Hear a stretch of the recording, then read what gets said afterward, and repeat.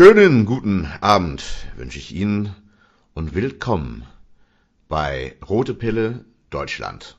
Just kidding, guys. Anyway, I am here tonight with Red Pill Germany. Many of you might know him. And he's in a rather unique position to tell us about what it's like to experience die nacheheliche rotpillige Erwachung, beziehungsweise the state of being awakened after married with regards to the red pill knowledge. So I guess maybe a bit about your background. So when you first experienced or learned about mgtow content or red pill content in general, you were already married, basically. Yeah, I was. First of all, thanks for having me here. I was married, freshly married, basically. I was living in another country, in Japan at that time. And that's when I started. I really don't remember how I started finding these manosphere red pill videos. That I have forgotten, quite frankly. I know that Sandman was the first content producer that I stumbled upon, but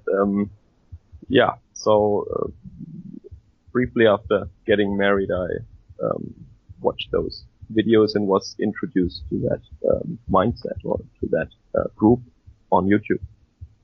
How would you describe, before you found out about that, how would you describe your state of mind with regards to women, even before you married your wife?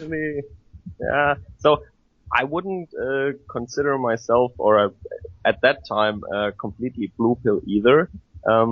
So I had a couple of red pill moments. I mean, I didn't formally know about this stuff, but there were some moments. Like my first girlfriend was pretty crazy, actually, and I intuitively found out a lot about the things that mgtow talk about. For example, I remember I told her towards the end of our relationship that I have the feeling that you are unable to love another person. And she just freaked out completely, as you might imagine, if you tell a woman that. But I kind of applied that to her only at that time because of lack of data points, basically. But stuff like that I already knew before. And without wanting to sound arrogant or anything, I think I'm a rather rational person. Well, you're a physicist, man. Do you guys know he's a physicist? I mean, this is essentially a wizard of the universe. So go on. Yeah, right. But I think that just comes a point where I do not simp beyond. Like my first girlfriend especially, she always wanted me to do stuff for her. I mean, she is the kind of woman, or she was the kind of girl, I think, that you hear a lot in these red pill rage stories about. And there was just always this point where I just thought, who cares? Yeah. I have my studies, because at that time I was a young man and I spent a lot of time in the lab. And for me, physics always came first because that was my career, my passion. And so music and physics came first. And it was nice to have her, but I just didn't compromise on those things. For me, it would have been unthinkable to neglect my studies to go out with my girlfriend. And I didn't do that kind of stuff. And she didn't like that, but I was firm on that. So in that sense, I wasn't introduced to red pill content or mgtow knowledge in that sense, like in this formal way, like pre-fault law or something like that, or hypergamy or all these things. I didn't know these concepts, but I kind of acted in a way as if I knew about it in some situations at least. There's something interesting about that story, Rote Pille. Because you'd think this is usually the man, the sort of the archetype of the man who pursues his career and is driven, whatever that might be, in this case physics. That's usually a very sort of attractive trait to women. Now, of course, they'll complain that maybe you're not giving them enough time, but it's kind of interesting that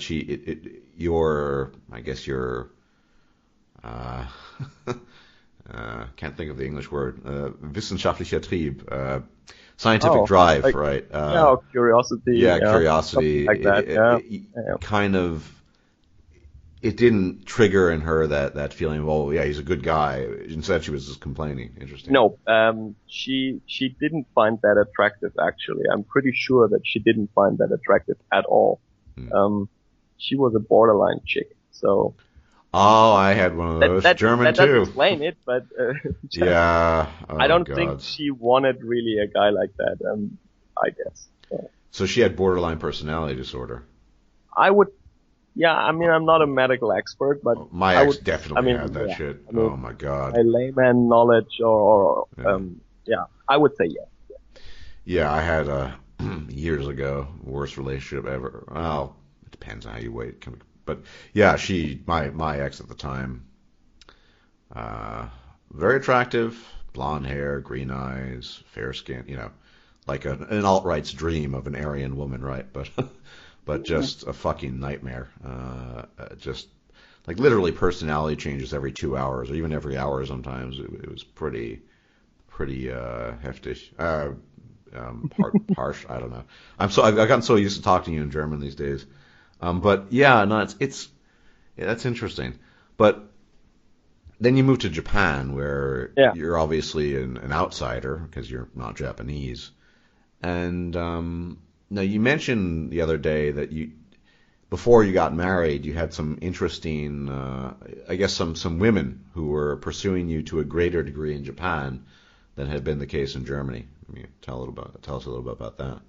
Yeah, absolutely. I mean, I guess it's just a novelty factor, or that there is a subgroup of a subcategory of Japanese women. Hmm. I call them the gaijin hunters. Gotcha. And that word is self-proclaimed. I knew a girl who referred to herself as a gaijin huntress. So Right.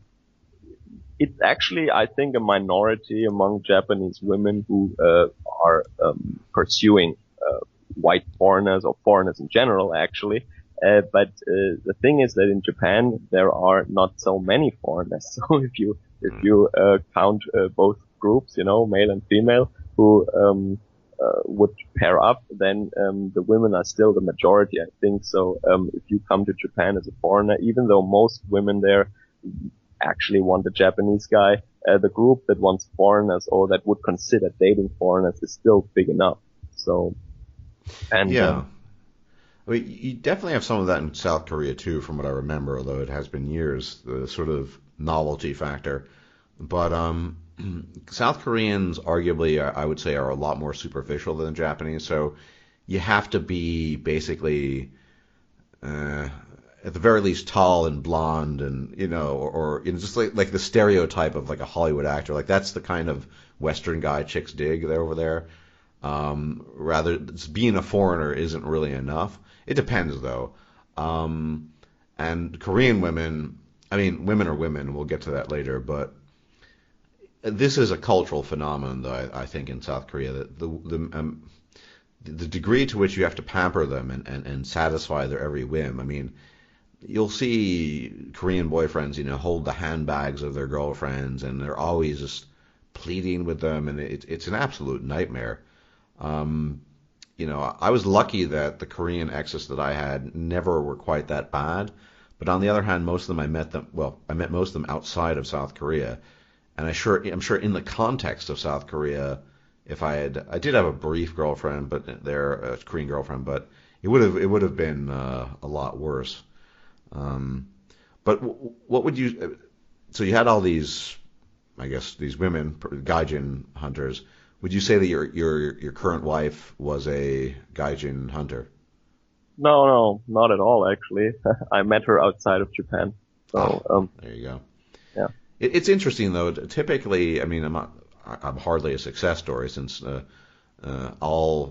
two Korean relationships I had outside of South Korea didn't work out ultimately, or didn't work out at all. But it's interesting that there's that sort of continuity of that connection.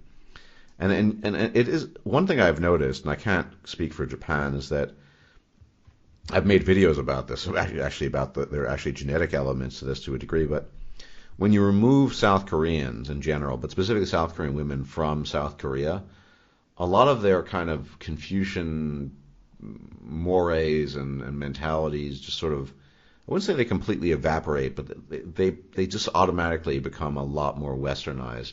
Not completely. And so they act somewhat differently as a consequence. Oh yeah, oh yeah. The Yeah. same thing is true for Japanese women also. Mm. I mean, if they live in the US or in Europe, I would say it depends on whether or not they are under supervision of their peers, Mm. basically. Yeah. So when other Japanese people, and especially Japanese people that they know are around, then they act more like back in Japan. But when they're going out with Western friends or something, they are a different person, yes.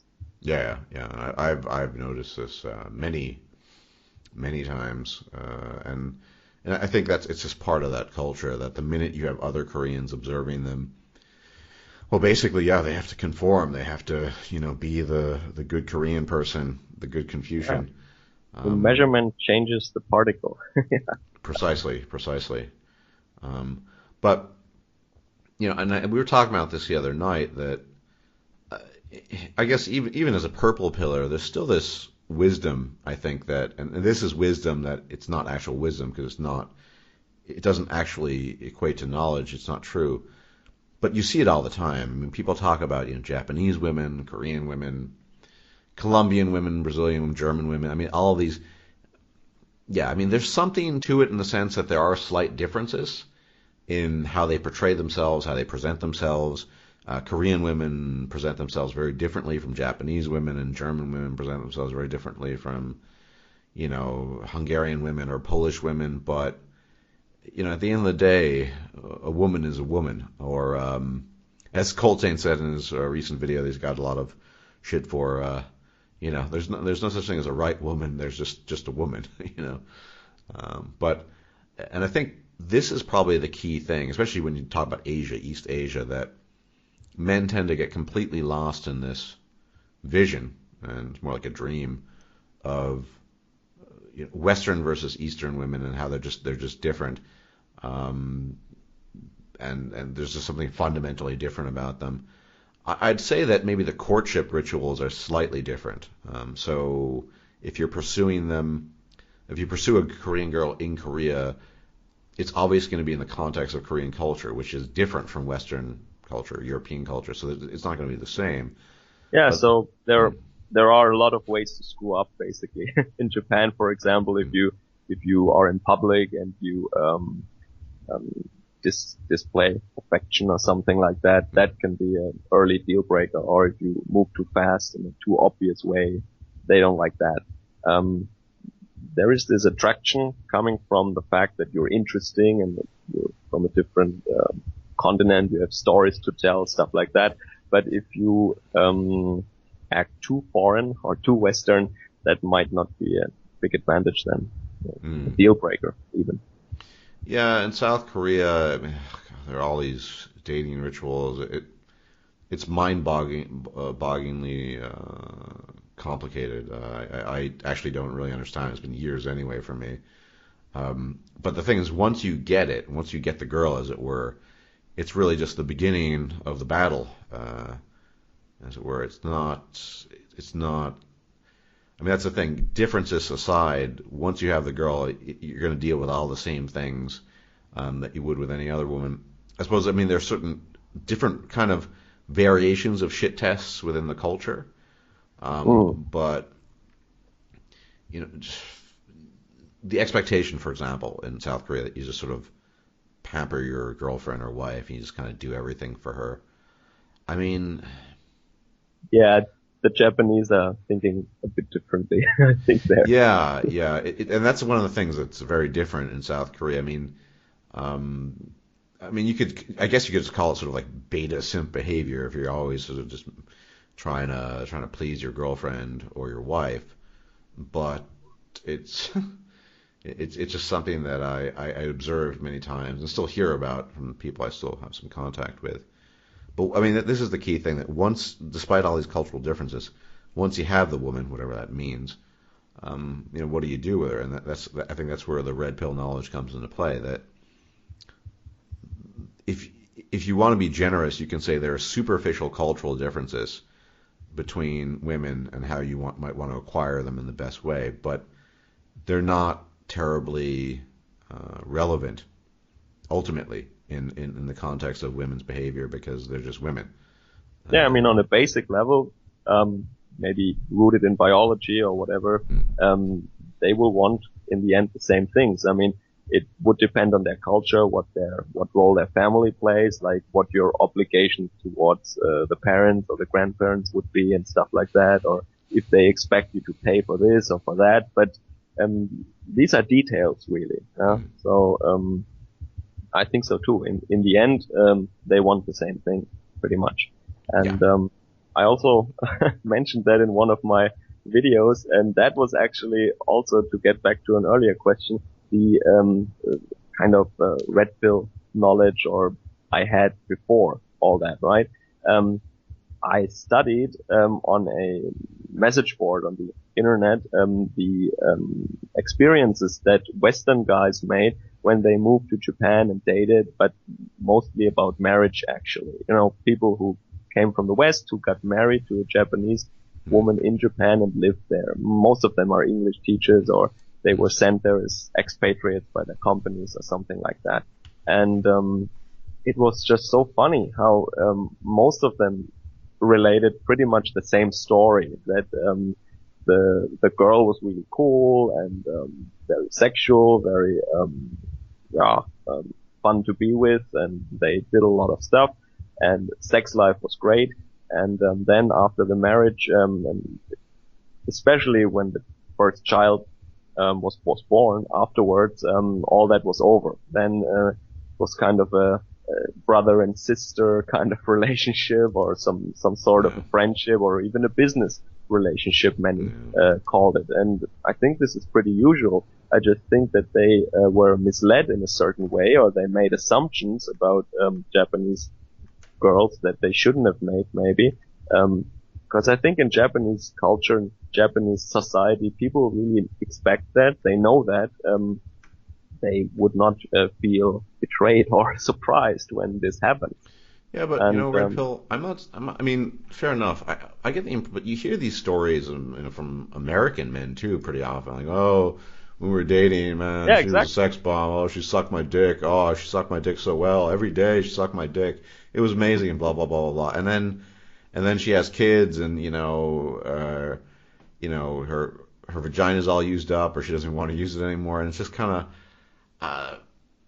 I mean, this is just the way women are, right? I mean, all that energy, that's what women do. They put all their energy so they can get to that reproductive act that actually will reproduce for them. And then once they have their goal, the kid, then it just becomes a chore. It's like, and then the second kid's more like, let's have sex at 1920 to optimize my fertility window, and then we can have maybe a third child at 1830. That might work well. Oh, What do you think, the third honey? was hard. Yeah. And But on this message board, all these guys said, "Oh, these Japanese women with their bait and switch technique and stuff." But I think actually it is pretty much a woman thing, not a Japanese woman thing. Yeah, for sure. I mean, there's just no, because I've seen fucking heard German guys say the same thing, although German women are kind of meh. But yeah, it's just the way women are. And I think that's the result you get, really, what kind of Coltrane talked about, is that women marry men they're attracted to, but in the process of the relationship, the man usually turns into something that the woman wants to sort of just rely on, but it's not really an object of sexual desire or interest. And, of course, women much more so than men. They're really, I mean, yes, men want to have children, but that's kind of what women are. They're just sort of baby factories at the end of the day. I mean, it's not very PC to say, but most women want to have children. They laugh at children. They think they're amusing when they're, vomiting all over their shirts or whatever. They think, I mean, that's a very sort of female thing. So everything sort of is driven to that, particularly in the courtship rituals. And so I think men, I mean, blue pill men at least, they misinterpret that as a kind of, well, this is the way it's going to be, because they don't know that that's just part of an unconscious strategy on their part. I mean, it's clear that a man in a marriage being a utility for a woman, I mean, the people that a woman cares about the most are her direct offspring, the ones who are 50% genetically related to her. Then probably her siblings and parents. I mean, it's really blood that makes women, show their caring. The man is just kind of he's a useful tool, a means to an end. And so it makes sense that she would, devote all of her attention to the offspring. And of course, the man feels left out. I mean, I guess he has the consolation prize of having children, but it's definitely a difficult thing that a lot of guys have trouble dealing with. But I've seen it a million times in all cultural contexts, different countries, etc. Yeah, I see it every day at work. Really? So what are your? I mean, what would you say I mean, you have colleagues then who are in a similar situation? Yeah, I would say so. And I don't know what the reason for that is. I mean, I think men also change when they marry and when they have kids then. And I think men also do a lot of peacocking before they get married or when they're dating, when they're looking for women, and they also don't have the intention to stay that way for the rest of their life. So to keep that up, right? This is also some effort that they put in order to get a girl, and then they switch to a different, more low energy mode, maybe, or they focus on other things, which is okay, I guess. Yeah. But no, just what you're saying reminds me of the, these complaints women make all the time, very popular. And yeah, if you ever look at forums, like, oh, he used to romance me and seduce me and do all these things. Because they do. Yeah, but now he just goes to work and spanks off the porn, and he doesn't find me attractive anymore, even though I've gained 40 kilos and I have stretch marks and bags under my eyes, but I'm still the sexy woman I used to be. Yeah, you see that pretty often. Yeah. It's just a question who got fat first, huh? Yeah. Oh, yeah. I mean, it's not. I mean, there's this. That's the thing. I've seen married. It's not this. I mean, people say the woman goes to shit. Yeah, she does. Women let themselves. So do men. I mean, I know of couples where both the man and woman. I mean, it's like they're carrying multiple watermelons in their bellies, and I mean, not just babies. I'm talking about just getting fat. Yeah. And it's not only about getting fat, but yeah, it's one. It's also not paying attention. It's just you get used to it. You assume it to you take it for granted. Man nimmt das als Selbstverständlichkeit an, and then and both parties do it. I'm not trying to assign blame. Women do it, men do it. They do it for different reasons, and so the whole enterprise of marriage becomes pretty boring. And that's why you kind of know when both men and women are cheating in a marriage, or you can kind of sense it. Like if the woman hasn't been to the gym in 3 or 4 years, and all of a sudden she's hitting the gym like 3, 4, 5 times a week, and likewise for the man, like something's up, something's going on, because they're not getting in shape for each other. Obviously, there's something else going on there, and I think this is just something that people don't want to accept about marriage. We still live in this sort of mystification. Mode of mystification of marriage. Now, I'm actually not criticizing marriage per se here. I mean, it's not for me. You want to get married, go ahead. But that's just an element of being married, of losing, I guess, sexual or physical interest. The attraction, der Reiz, is not there anymore, and so that's just normal, And I guess if your goal, though, is to have children, it's not a bad institution necessarily. You just have to accept the fact that, it's just not going to be that sort of magic relationship you used to have. And, yeah. Yeah, absolutely. So in that sense, I think this Japanese model of the business marriage is actually maybe more honest. Well, it's definitely more honest, but maybe it's even the better model if you get along with the other person, if you have not a lot, but some things in common, maybe, if you can have a good time with that person. I think it's a good thing. And, so in my long distance marriage, basically, I don't get to see my wife pretty much at all. So you're spared a lot of the bullshit. Now, potentially at least. But here's the thing is that from what I hear from married people or people who have been married, the very best situation or scenario you can get in a marriage is a situation where you don't fight a lot. You're not excited by each other at all. You're just like brother and sister, kind of like, oh, Yeah. I get along with my brother or my sister or whatever, Yeah, I and think so. like that's the best thing you can possibly get. Well, Maybe it's you'll not a fuck bad once thing. every a month or something, just because, I don't know, but yeah. I don't think I've ever met a married couple who are still like hot and fiery and like Mm. teenagers in love after 40. I mean, come on. I mean, Even I've after never a year or seen that, two, so I don't even expect that. even after I a haven't year or seen two. I mean, you hear the stories of half a year, and all of a sudden, she's not sucking his dick anymore, or anything really, and she's always tired, has headaches, or once she starts putting on weight, and it's just. I don't think any of this is conscious, especially on the part of women. I think women just they subconsciously realize they have to project whatever their highest SMV might be, their genetic fitness. They need to look good in order to attract a mate. But the if you look at that from a subconscious biological mechanistic perspective, it makes sense almost that they would relax and kind of let down their guard and not be as attentive and as as hardworking to maintain their appearance after they have a mate because they've effectively gotten the prize. Absolutely. So, and then of course makes sense if they have a new prospect, like they're cheating or whatever. So, I mean, this is just basic biology. And this is the one thing I wish. I'm not somebody, maybe people misunderstand me. I'm not somebody who just rages on about, oh, marriage is horrible. Like, yeah, fine, you want to get married, go for it. But people need to know how human beings work and how they kind of interact.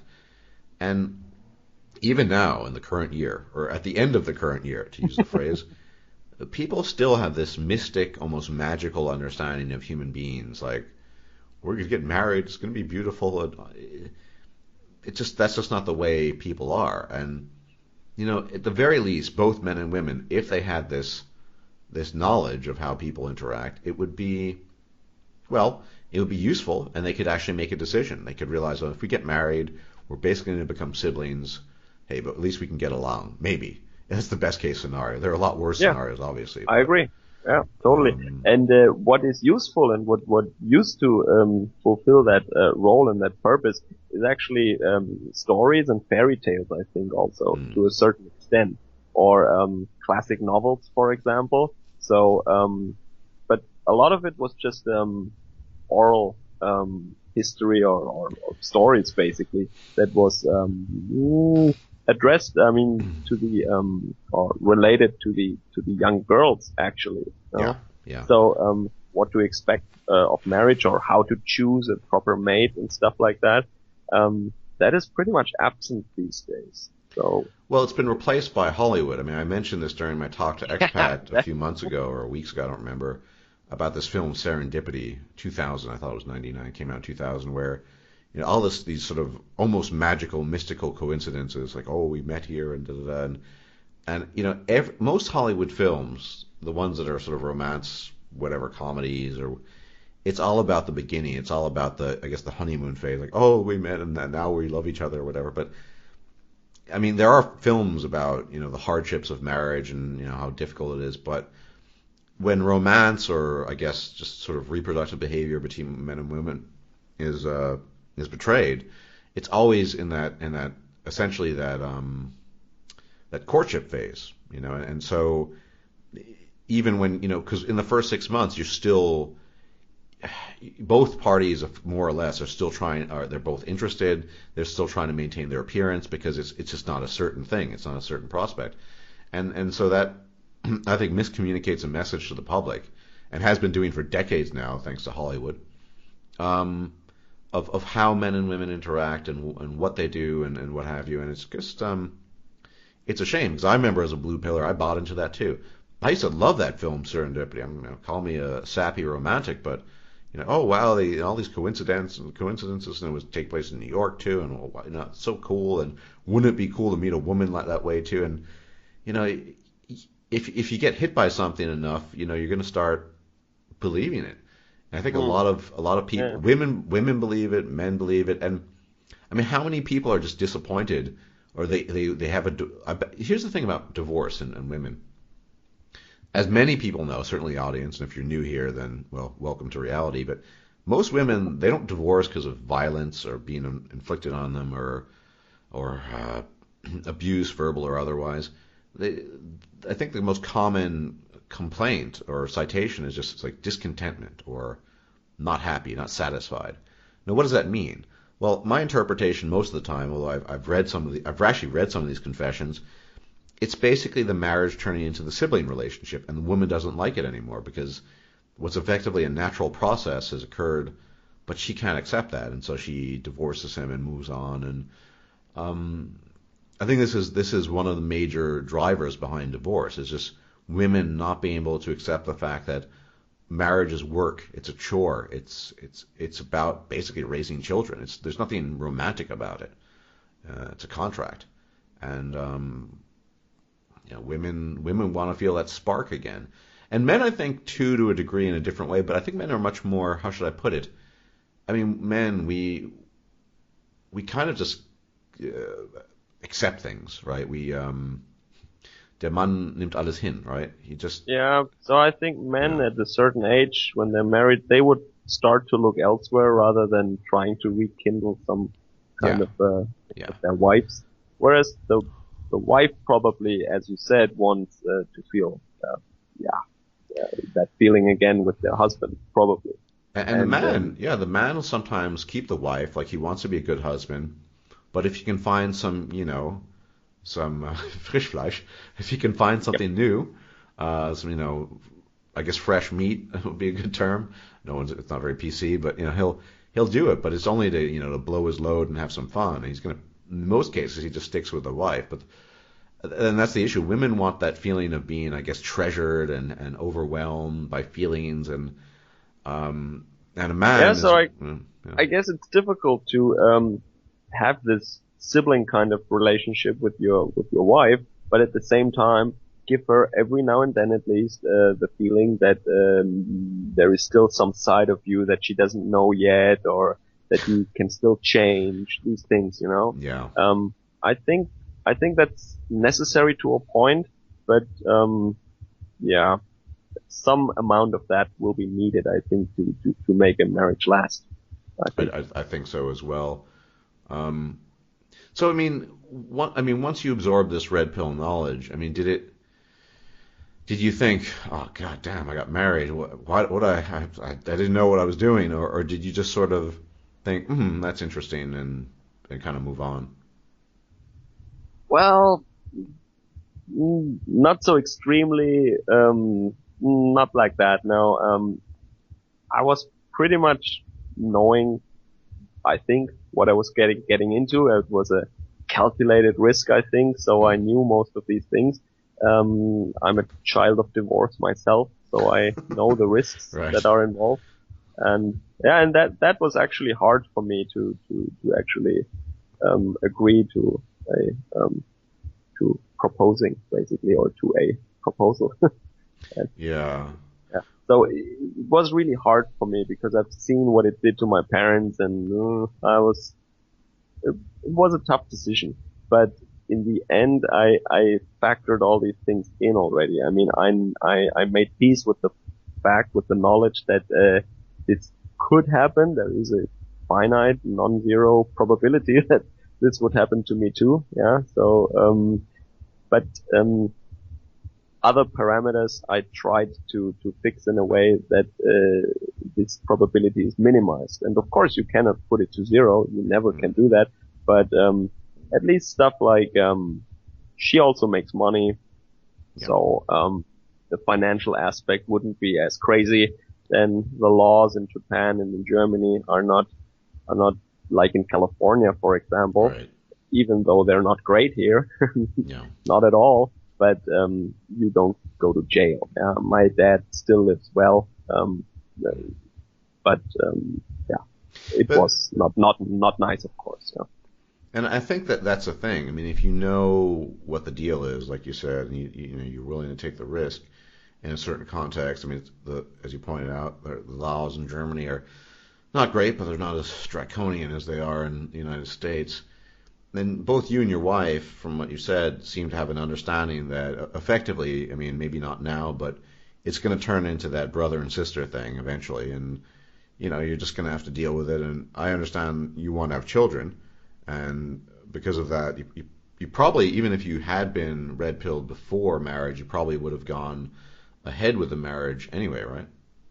That is correct. Because I also think that children is probably the only reason why you would get married. Yeah. And I want to have kids, and I never really looked into surrogacy. This is what a lot of mgtow men talk about. Sandman, for example, he says he wants to have a child by surrogacy. I don't really know if that's really legal in Germany, or if Germans just go abroad and come back with a kid, but it's illegal in Germany, I think. Yeah, but that was never for me, I think. I don't feel really comfortable with that for some reason. So, yeah, so the children that I might or might not have are the reason, actually, yeah. Yeah, and I think every guy to some degree, more so than others, goes through that phase of, do I want children? I mean, yeah, sure, having your own genetic legacy feels good and whatever. I guess I'm a bit calculated. I mean, for me, like, I'm not, this isn't the case, but let's say some woman, was informed that, some woman decided to use your sperm and there are two samples of your DNA out there. For me, that would be enough. I don't need to actually raise them, just to know that I would be I'd be content with that. Oh, my DNA is out there. That's okay. But wouldn't you be curious what they're doing? How they turn out? I suppose, but You would stalk them, huh? No, I mean, I could look things up. I could just, figure it out that way, but I wouldn't. For me, I mean, the whole raising thing, I don't know. I mean, it could be cool, but it'd be more important just to know, just to have effectively semi copies of my DNA out there. That would be enough. I mean, I guess I just look at everything in a very mechanistic way. I don't think of children or anything, special or mystic, but it's just about passing on your genes. So, and then I mean, maybe that's the curse of having some modicum of intelligence. I just think that, my children would be, less than perfect. They would probably inherit my flat feet. If they were men, it doesn't bother me, but if they were, well, it comes from the mother's side, though they would probably experience a lot of early hair loss, et cetera, et cetera. They wouldn't be tall, and so I just think, like, well, there's no real way to optimize the genetic results, because you want to optimize genetic fitness. Now, this is an interesting. I think we kind of touched on this too, moving kind of away from this topic, but I think there's something to be said if you're going to go for the whole long-term partnership, and even just a regular relationship, of working within a certain degree of your own SMV or genetic fitness, which is to say, let's say you're a 6, or one is a 6, all right? You probably don't want to go much higher than a 7 if you're 6 as a man, or much lower than well, you could go lower. That's going to be, you won't probably lose it, but I think someone of a 6 or 6.5 or 5 point, like, that's the kind of girl you probably want to focus on, because there's going to be a lower chance that I don't have any data to bear this out, but I think there's going to be a lower chance that you'll cheat. Whereas, let's say you get super lucky and you're a 6 and she's a 9, well, every Tom, Dick, and Harry around the corner is going to be chasing after her. It's going to be really hard to keep her. And of course, you could go even lower, and then you could date a 3 that looks like a hippopotamus, and no one's going to want her. So yeah, she'll stake. But I think there's something to be said for working within the limitations of your own genetic fitness and SMV. So if I were to pursue these days a relationship, which I'm not, but or want to have children, I don't know. I guess it depends on how you value it. Maybe I'm a 5, maybe I'm 6. I'm nothing special, but I would focus on a female who I would perceive to be basically within that same range, because that would minimize things like cuckoldry and cheating. I mean, you can't, if you're not a 9 or a 10 yourself, there's almost no way you're going to keep one of those, right? Yeah, that's true, but then again, how do you accurately assess these things? I mean, in the end, what counts is what the other person also thinks. You make this assessment, the other person makes it too, and then society around you, the females around you and the men around the woman, for example, would make the same assessment, and the Perhaps. situations that arise out of that would be what actually counts. So while it is absolutely true what you say, it is not only your numbers that you derive, that count here. Well, this is a red pill. This is actually a classic female problem, right? I mean, women rather hopelessly and without shame inflate their own SMVs. I mean, this is what the essence of hypergamy. Exactly. This is what I tried to say. Right. I mean, but that's the thing.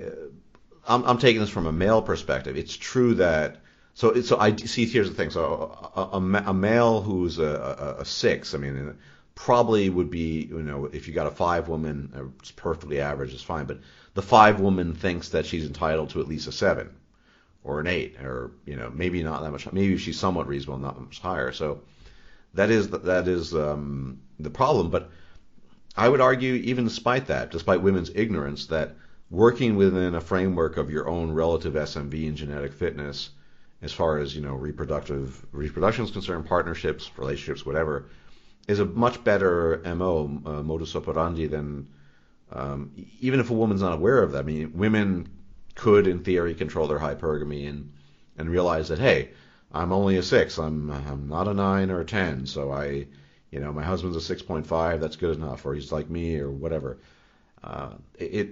It would help a lot, I think, and it would reduce some of these destructive tendencies, because, I mean, the whole alpha fucks, beta bucks, and that everyone's seen the sort of these diagrams of how women perceive perception. Coltrane put out some great videos eons ago on the attraction differential, and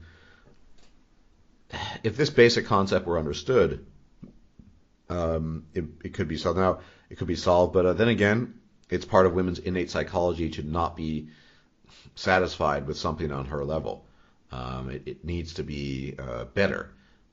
They're just hardwired to be like that. So it is difficult, but I do think that if there was some understanding, then this could be somewhat combated. Because most of us are not 9s or 10s, and an average-looking woman, she might get a guy like Brad Pitt to fuck her, like some guy's bored and she's willing to suck his dick. Okay, fair enough, but you're just gonna suck his dick. He's not gonna put a ring on it, and so I think it's really actually women's hypergamy has been noted many times is oftentimes to their own detriment. Because they don't understand what's going on in their own head. They're lost in their own thoughts, and so yeah. And I think there is another thing that might be cultural that is tying into here. And I think it used to be the same way in the West, but now, as we've mentioned, with Hollywood movies and stuff, it changed. But in Japan, for example, I mean, I'm picking this example now, but there is still the concept of the wall, which is not some obscure concept in some internet community. No, it is actually a pretty mainstream common knowledge in Japan, that women after 25 are leftovers, so to speak. And a woman that is 30, for example, is considered a middle-aged or old woman even, and no man wants her anymore. And there are a lot of women that I would say, they look great. What's the matter? They if they went to Germany or to the US, they wouldn't have problems finding a partner. But in Japan, these women, they go to these host clubs and spend a lot of money on these male hosts, just to get some attention. Is it just attention, or are they also sucking dick? It depends on the host, I think, but the good ones, at least, they would never do that. Maybe a kiss on the cheek, but I think you ruin your business if you do stuff like that, and they just want the money. So yeah, sure, for sure. Especially with the leftover women. I mean, it's not like these guys are probably pretty good looking. They probably could just nail a 20-year-old and exactly. And the 20-year-old. But the thing is, when I go to Japan and I see these 35-year-old women, I think, wow, they look pretty hot, especially compared to some 20-year-olds in Germany, right? Yeah. But these absolute standards, or my standards, they don't really count there. But it counts what's going on there and what the people there think. That's something else to consider. And I think this knowledge of the wall, or maybe mothers don't teach their daughters these things anymore, which I tried to express earlier with the fairy tales and stories and stuff like that. I think in former times mothers still instilled the wisdom in their daughters that, you won't be pretty forever and you will not be turning heads in 5 or 10 years anymore, maybe. But women these days, they are ignorant of that, or they lie. It's not ignorant. They just bought into the propaganda. I mean, what we're experiencing throughout... It's the new 30, right? Well, what we're experiencing throughout the West and North America and in Europe is just a wide-scale ignorance of how basic reproductive biology works. I mean, the idea that women kind of instinctively know this. I mean, like a 40-year-old woman gets annoyed at her husband for looking at a 25-year-old girl. I mean, they kind of know this, but they're just, women have everything they want for a brief period of time in their lives. And they got to do what they can to optimize. Look, I joke with some friends sometimes, like, if I were a intelligent, informed 18-year-old hot chick with, big tits or something, I'd probably just start like a gaming channel, wear a tank top with, with cleavage, a push-up bra probably wouldn't be necessary, and just try to inform myself as much as I could about the games and just let the money roll in, save it, invest it. Women can engage in strategies that require very little effort when they're young, where they could build up money and assets and things like that. But yeah, it's the ignorance, I think. It's just that women think that they're kind of hot shit no matter what, even when they're 45. I mean, the whole concept of a MILF, only in a kind of distorted, misunderstood society, or a society that misunderstands, rather, could you have a concept such as the MILF. I mean, yeah, there's some MILFs out there, but let's be honest, no matter how good the MILF looks, you probably, if you could find some 20-year-old meat, you'd probably want to fuck that more than the MILF, because the MILFs pop kids out, whatever, even if she's done her Kegel exercises. Well, if she's a real MILF, then yeah. Right. I mean, that's the thing. That's just the way it is. That's I think, both men and women have their burdens to deal with. I mean, our burden is that we're basically never human beings. We always got to do stuff, and we're basically always alone in the world. Well, women's burden, if you want to call it that, is, and even after, look, even when women aren't attractive anymore, people still care about them. So that's not an issue. It's just that they don't turn heads anymore. They're just not. They're not the object of desire anymore. And when they, and they're so used to that, to be in that state where men are interested in them, and there's nothing else to offer. I mean, they suck dick really well. They looked hot, but they can't cook. They can't entertain a conversation. They can't do anything else. It's just kind of it's a strange thing. I know, like I said, if I were a young hot chick, with the knowledge I have, at least, I would completely do things differently. I would basically use, from like 18 to 28, just to kind of build up a portfolio on YouTube. Just use the high SMV, save the money, invest it in the right things, because I know, I'm going to hit the wall eventually, and guys aren't going to want me anymore, something like that. It seems common sense, but yeah, you're right that women. It's not that I don't think that mothers don't teach their daughters it. It's just that women don't think it's necessary. Women think they live in a land of perpetual youth where they're always hot, they're always interesting, they're always everyone wants to fuck them, and men, of course, are just kind of told fairy tales about women, about their behavior. So it's kind of women have bought into their own fairy tales, and men have bought into the fairy tales that they've been told, and I don't really think anyone's particularly happy. So, I just think we need that healthy dose of reality. Like, teach this stuff in school. I mean, people talk about, sexual education. Well, yeah, they might talk about, sucking dick or whatever, but at the end of the day, that's not going to help understanding the dynamics. Sexual education should be about reproductive dynamics and how it works. So every 17-year-old girl who learns about this knows that in about, between 10 and 15 years, she's going to be losing a lot of opportunities, so she better get on it, Well, that is true. The science side of the story should be taught in schools, I think, of course. But I don't really know if a teenager basically will pick up on the social implications of the human biology that she is taught or he is taught in class. Well, maybe the social environment or the parents are still kind of the people who should also teach them the implications of that, make it more clear, maybe. ideally, sure, but I mean, But I guess this is traditionalism. So I think what will happen is not that, at least not in the West. I can't imagine that women or mothers and fathers would tell their children these things again, like 100 years ago, maybe. I don't think that is the case. I think that, just economics and social pressure and social reality will basically create a feedback pressure on society at large and on women. I mean, we see that. I mean, of course, I mean, there are a lot of thirsty men still, of course, but there are not that many men who are eager to get married, right? And women notice that, and women also get frustrated with that men just wanna basically hook up and not get serious. So I think that at a certain point, I think the knowledge or the realization will set in that this is not a healthy way of life, and then maybe other things, other priorities come up on the first rank, basically. I'm curious to know where you stand on something. I mean, a lot of people, say in alt-right and just traditional people, would complain about our sort of atomized state in society. We're just sort of, yeah. I mean, Coltane's a selfish prick. I'm a what we really need to do is marry, I don't know, they would say, white women and pop out white babies or whatever. But actually, Coltane literally had someone come on his channel screaming at him that that's what he needed to do. I'm called a race traitor a lot.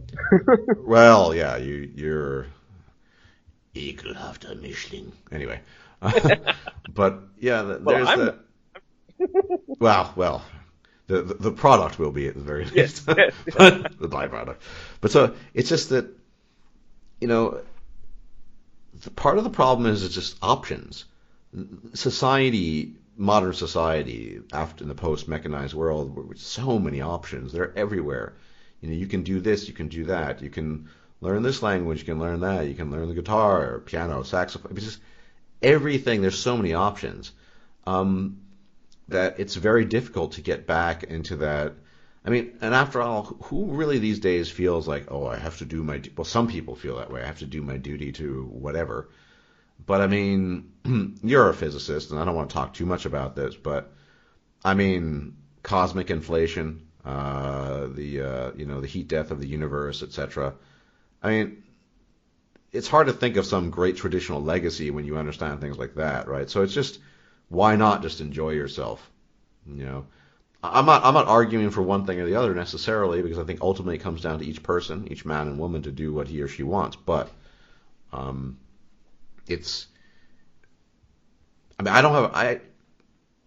not actually hostile to traditionalism per se.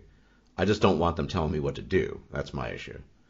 But you want to go have your traditional marriage or whatever, please, by all means.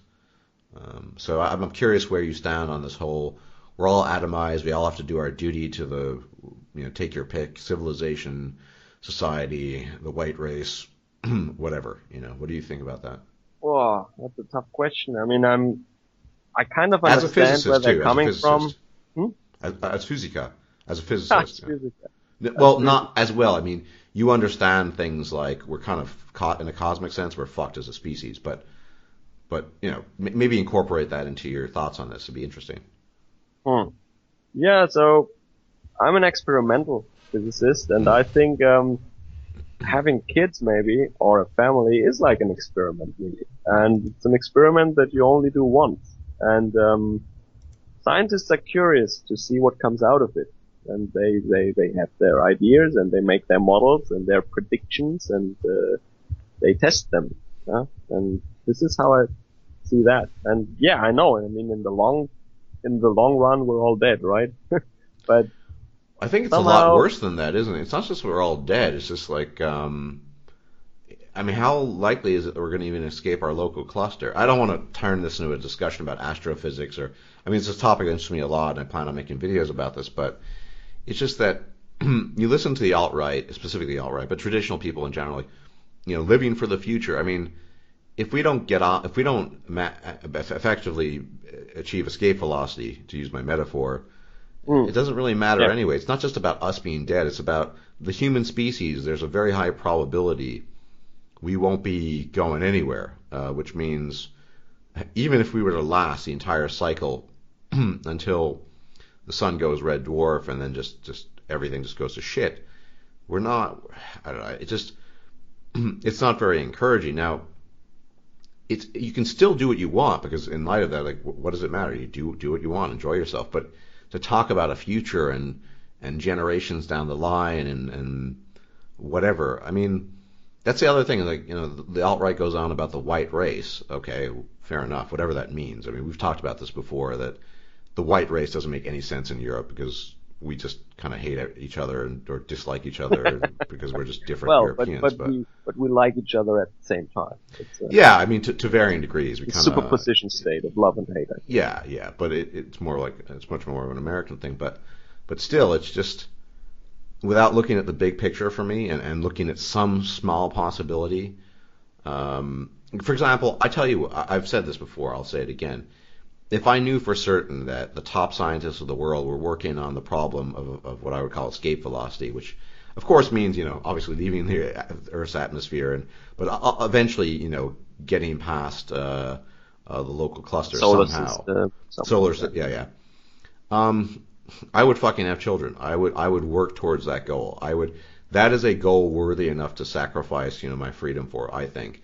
Because then I would know it's not a great shot, but at least there's some shot of achieving this, because people recognize the problem down the line instead of just looking at the immediate future and just thinking, oh, we know. What does it matter 500 years from now if we're not even working towards that goal? So I would if I knew that the best minds in the world were working on this, I would probably, I'd have children. I would try to teach them as best as I could. I'd work hard. I'd try to work towards that goal, because I think that's an important goal for humanity. But I see no sign of that. I see no sign that humanity is trying to push the envelope and try to advance and move towards this goal. Some people kind of are, but I think this is the most important thing we should be working on if the species wants to have a future. Otherwise, why the fuck should I have children? Why should I even bother with all that? That's the way I think, at least. Yeah, I understand that, but I think the way that innovation works, or technology or science progresses, it's not really linear. It's not like in the game Civilization or something, that you as the god emperor of your tribe say, oh, I want to do research on fusion now, and then you research fusion. This is not really how it works. For example, I don't know if that's a good example, but a lot of French physicists or natural scientists, they advanced the field of optics pretty heavily. And they, for example, they would not have guessed, or they were not aware that what they actually find out and what the instruments that they will generate or that they will build would help people later to make computer chips, to do UV lithography or something like that. Because there are a couple of technologies that you need in between that weren't there yet, but it's still necessary.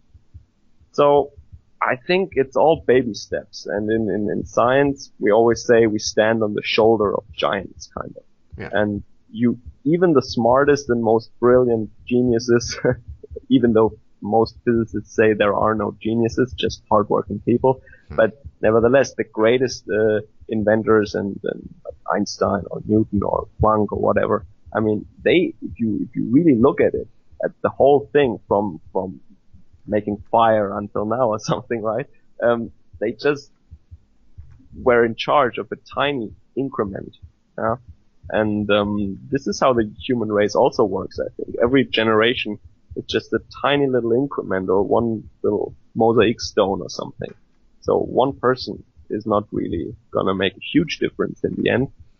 But yeah, I think I totally agree. A lot of people would, I totally agree with you about the non-linearity about progress, civilizational progress as well as scientific progress.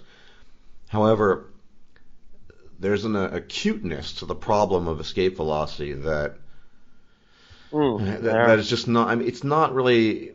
people are more worried about the stock market, or I mean, with all due fair enough, immigration problems. I talk about that too, but and it's somewhat related to that, I guess, distantly.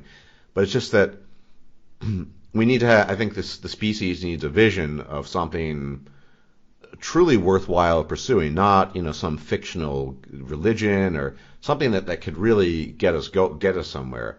And it's just it's true, it's not linear, but I do think that people need to more people could be aware of this. I think a lot of problems, people are just dumb. At the lowest end of the spectrum, or even the average spectrum of intelligence, people just want their basic needs satisfied. They want to eat. Men want their dick sucked. Women might want to get fucked every now and then. Whatever. It's pretty basic, but Yep. And I think this is the problem. I mean, keep on saying this. I have a video planned at some point in time where I'm going to talk about possible solutions to change this. But I just non-linearity aside, I just think that we could be investing more time, energy, money into this problem in general. Absolutely. And then there are people in the church, for example, who say, I mean, how can you spend even €1 on a space program when there is still one person on Earth who is hungry, right? Yeah. Of course, we all know that if you feed those people, sounds harsh now, but then you will just create more hungry people in the next generation. So right, and so you will always have hungry people if you feed the world. So the alt-right, for example, would say that only white people can get to escape velocity. Only we are the brilliant inventors and the innovators who can reach the stars, basically. That's, I think, what many of them think. Yeah, that's what some of them even say it. They're not even interested in it, though. They would just say that as a reason to get you on their side. Like, well, if you want to achieve escape velocity, then you have to support the white race. That's what they would say. I know that they won't. I mean, anyway, so I wouldn't go that far, but I would say that at least I see a fundamental problem of mindset here. On the one hand side, we complain that that people get dumber and dumber, and but at the same time, the people who worry about having kids in this horrible world of ours are normally the more intelligent people. So if intelligent people do not have kids, and less intelligent people have kids, yeah, that is not a good thing. Yeah. Well, I agree. I'm not saying that the individual has a responsibility or a duty to procreate. I'm not saying that at all. It's just an observation. I agree. I mean, even though I don't think I'm that smart, I am above average. It would be beneficial to have more, I guess, above average intelligence people. But to me, it's a very mechanical thing. Like I said, if it were some major goal, then I'd say find me some mate of decent intelligence, and I'll come in there and we'll pop out some kids and we'll try to do something. But it's homestead in the East. Yeah, it's to me it's just kind of I guess the idea really itself is a lot of pie in the sky, but that's the only thing I think that could motivate me really to get on board with you need to reproduce and whatever. But as it stands now, there's just no evidence that we're heading in that direction. So why shouldn't I just kind of do what I think is right for my life, my finite, very short life? So actually, a lot of people in the industry, a lot of physicists or engineers, at some point or another in their life, they're frustrated with the fact that they're so smart and they're creating these crazy machines, and then the only thing that it is used for in the end is really fast sports cars and some iPads or smartphones to take weird videos or post pictures of desserts online while you're out with your friends. So they also think, well, we have this big chip industry, for example, right? And what do we use it for? We use it mainly for recreational products in the end. And that annoys them too. So, but this is the thing, I think humans, they need some, how should I say, some big reason, like the Cold War. The Cold War was a motivator for the space program, for example. Yeah. They need ideology, I think. Most people. Yeah, I mean, some almost religious idea. Yeah, that even either a god or a system or an external foe, an enemy, a threat or something that they would sacrifice for to build something that is not the latest iPhone right. or something like that. There were religious undertones to the Cold War. I mean, it was, at least in Yeah, American propaganda, yeah, and probably totally, Soviet, totally. it was portrayed as a sort of epic battle of light and darkness. Like, we can't let the communists take over. And I think that kind of trickled down and infected people's minds. And you can see it in the films in the 80s. And, of course, that motivates people. I mean, this is a classic problem when we talk about some motivation. I planned on making a video, we can talk about it now a bit, is that if you know something is delusional and not true, I mean, there's people who will argue that even if something is not true, you might as well use it to motivate people anyway if that's the only thing that works. I mean, I like operating within the boundaries of evidence and what is true rather than, like I could say that, if every person in the world doesn't work as hard as to understand science and promote escape velocity, there will be a fiery demon that will torture you and stick, I don't know, hot coals into your anus for the rest of your life. And, yeah, that sounds like the nuclear threat, really. Yeah, kind of like. I still wanted to add that, especially in Germany, we felt the probability of the nuclear death or nuclear destruction from a preventive strike or a first strike or something. We really felt that danger here in Germany. Yeah, and so it's you could, and if people believe that, then people would start working towards escape velocity. I mean, I don't know. Increasingly, I get the feeling that people do need a kind of narrative, and people will. Well, I've known this, people will lie to themselves. I mean, the most obvious one is like a religious narrative. Jesus loves me and he inspires me and whatever. But it could be that we don't really have an overwhelming narrative anymore. I mean, I look at the alt-right basically as just another narrative. That's why they don't really. I'm not against them, but they also don't impress me or inspire me, because it's just like, well, I'm going to believe in the religion of white nationalism. SJWs believe in the religion of this. The anti-feminist cultural libertarians, individualism as they call it, they believe in that. I mean, everyone's got their little thing. Most people tell themselves a story about why they're doing something, why it's greater than themselves or whatever. But there isn't a kind of, as you pointed out, I think very astutely, there isn't, like there had been in previous decades, an overarching ideology that seems to just infect people's minds with fear and motivation as a consequence. It's lots of people telling themselves little narratives that almost are certainly not entirely true, and to a very large degree not true at all. And I don't know. I mean, it's tricky. I think what we need to do, and these are some hints, is that what we're going to have to work on is genetic and chemical manipulation. So, if you're having motivational problems, it's much more useful to understand the basis of motivation in terms of neurotransmitters and hormones or whatever. Maybe you need some weird new drug that helps you with your testosterone, your dopamine. Like on an individual level, that might be true. However, I still think when you look at societies, on tribes, on countries, religion developed for a reason. And I don't know if it was some wise man sticking their heads together, coming up with a religion or another in order to motivate people and to make the people just all pull in the one direction and march and gather behind the leader and work and sacrifice towards a common cause or something, or if it's just that societies that had this religious ideology were just more successful and then were the dominating ones, but now we really lose that, and I think that this is also an evolutionary process. We will see what comes out of that. If we in the West, if we lose that, if we're not able to motivate ourselves as a society to work towards a goal that goes beyond recreation and the good life and traveling and skiing and iPhones basically, then yeah, we will see what comes out of it, and something will come out of it one way or another, I'm sure. Yeah, I'm just pretty insistent that the only way past this is genetic and chemical manipulation. You How pop. would that work on a societal level? On an Well, individual red level, I pill. get it. I mean, I wouldn't say everyone, but many people take multivitamin tablets every day. So imagine, completely hypothetical, I'm not saying, imagine there was some pill, you could take that would target all the necessary neurotransmitters in the exact way that we understand, human motivation, the physiology behind that.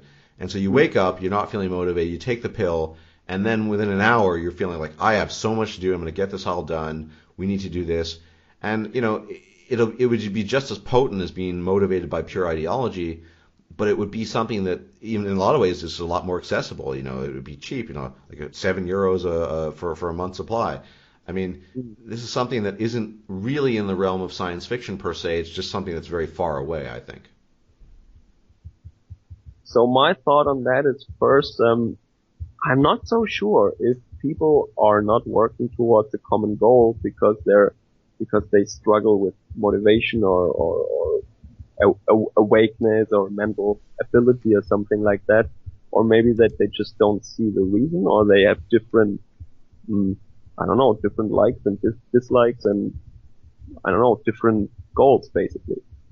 I mean, I don't know if a pill that motivates you would solve that problem. Maybe they would just, with more motivation, go into still differing directions, and there would still not be a coherence in society. And I'm not even saying that this would be a good thing, just well, I suppose, but if let's say we had precise genetic manipulation or ways of altering things, I mean, you could manipulate people's genes in such a way that you'd know, for example, the genetic basis for an interest in music or whatever. Likewise, you would know the basis for genetic interest in, say, physics or astrophysics or biochemistry. That is true. You get to a point at some point in time, because everything does ultimately have some genetic basis, where you can literally identify the computer scientist in a person, the musician, the artist, and you can just kind of play around with that. Now, a lot of people wouldn't like that idea because, it would go against their precious idea of free will or whatever, but who cares? It doesn't exist. It depends on if you take the pill yourself or if it is administered. Well, it certainly would shatter a lot of people's illusions about their so-called free will, but it doesn't really matter. I mean, I'm of the view that as long as you're not really hurting people in an overt manner, if it gets the job done. So if somebody said to me, Stardust, there's a pill you can take, and you'll love going to the gym if you do that, and you'll double your work output and all these things. Free workout. Huh? No, and there's no cost. It's not going to hurt you. You just need to swallow it with a glass of water every morning.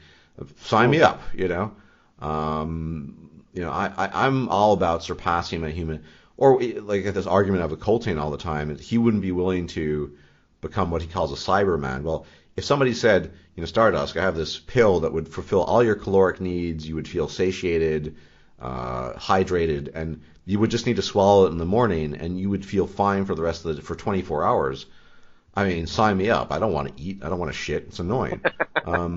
So I guess my view is Cyberman material. Yeah, just sign me up for whatever plan you got, as long as it's probably going to work. And I realize most people aren't like that. I mean, Coltrane truly is a hedonist. He doesn't, like I said, if I knew everyone were working towards escape velocity, I would have children, but I would work hard towards that goal. But I mean, he doesn't care. He just wants to have fun and enjoy himself. I'm not faulting him for that. I'm just saying.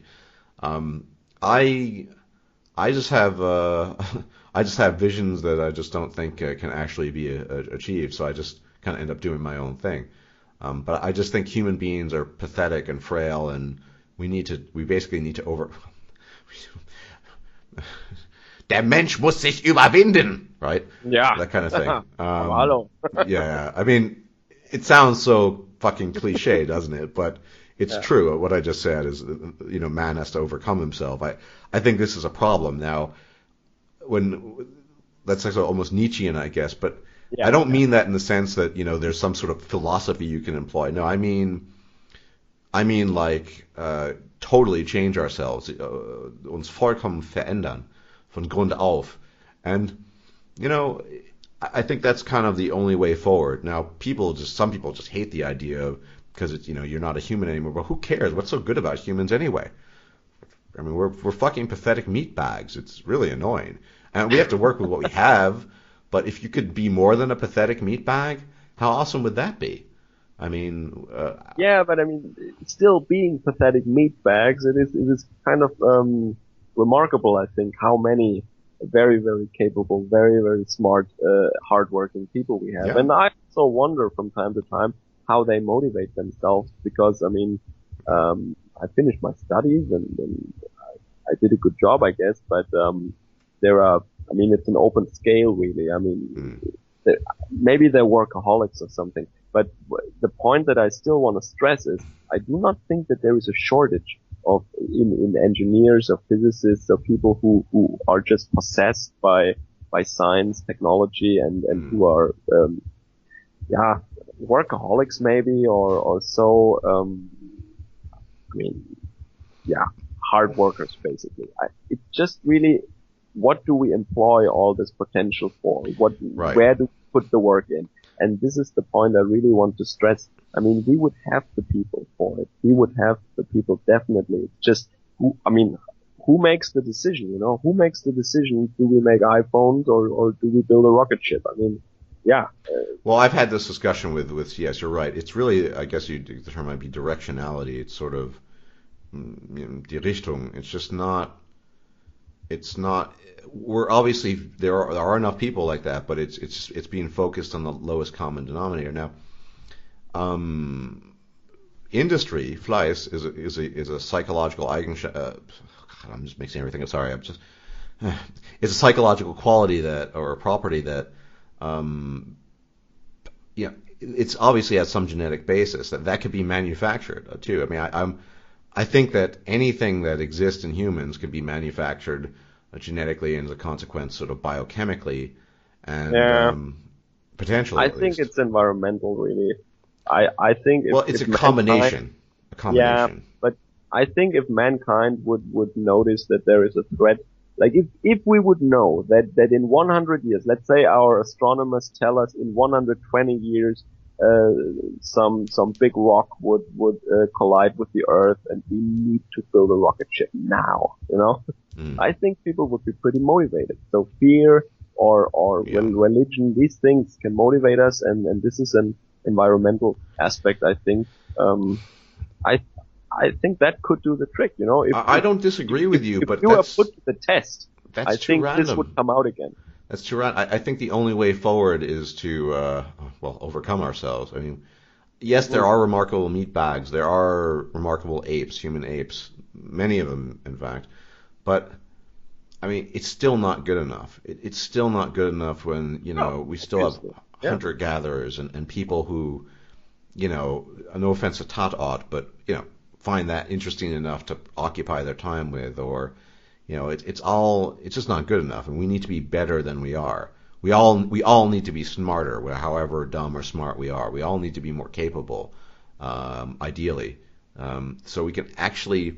We've gotten this one shot. We've gotten this one opportunity as a species that, in all likelihood, no other species in the history of Earth has ever had. I mean, dinosaurs were around for a while, and there's an extinction event, and I mean, we have the potential in our minds and our brains to do something that no other species ever have. We already have done to a large extent, and yet, it's just so clear. At least to me, it's clear that we could at least try to do so much more. I mean, people call it's so funny. People call me a nihilist. I don't care. I think I care about the most important thing possible. Maybe it's just my interpretation, but I think escape velocity, overcoming ourselves and our limitations, not through mystic narratives or philosophy, but changing ourselves, our bodies, our brains, enhancing it. I mean, this is going to be the way we can actually move past our limitations. I Um, think I agree in the yeah, long run. Probably combining our biological properties with technological ones, maybe like the Borg or something, would yeah. be a fast track maybe. Our evolution will probably not be as fast as that, I guess. and has some inherent limitations probably on top of that also. So, yeah, but No, maybe I'm just talking for the time about, being, smart people procreating could be yeah, but something to bridge the gap until we're that getting near the end of the yeah. conversation because I got to go soon. But I mean, there's technology I'll be talking about in the future, like CRISPR. We're talking about tinkering, tüfteln we can do this. I'm pretty sure we can do this. It's just a question of directing it the right way, and moving forward in the right direction. Oh yeah, but practically there is no chance to do that now. I mean, No, when you look at ethics commissions and, I mean, even the China paperwork. doesn't care about It, ethics. yeah. Come again? China does not care about ethics in this Oh, regard. that's true. Well, is it true though? I mean, yeah, but on that level, maybe. Who knows? I don't know. Hmm. Yeah. But I mean, just when you consider how much paperwork you have to fill out just to give a questionnaire just to people, where you will not change their bodies or something. You just you interview them basically, and you have to go through a shit ton of paperwork when you True. want to do I um, mean, drug trials and stuff like that. Oh my and, God. and on a final note, I'd say that I'm not a huge fan of democracy. There are too many dumb people. Like, sorry to use the term about Dimensionpöbel. It's like, why are Would we allowing Dimensionpöbel? Trying to think of like the masses, plebs, hoi polloi, yeah, yeah. yeah, yeah. I just feel more connected to German to decide these things. I mean, it's probably not the best way forward, but anyway, yeah, it is Maybe kind that's of. what Freemasons thought a couple of hundred years ago. Who knows? Mm, mm. Well, I really enjoyed this conversation. I mean, we obviously shifted from Yeah, definitely. Tommy, you are a scientist, a physicist, and it just seems almost apt and proper. Didn't seem like there was anything wrong with moving from something more concrete to something much more abstract. And I hope I can have you on again in the future. Will be my I'll be pleasure.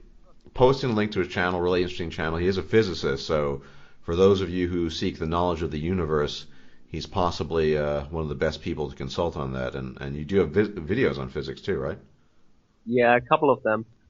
They're kind of my babies. They don't get that many views, Yeah. and maybe I'm rambling and boring, but I really want to do more of them in the future also. Mm, Um, some of them are just about the physics of socio-economic systems, which is of course not my specialty. mm, But that is a field, a subfield of physics that deals with economics and social phenomena.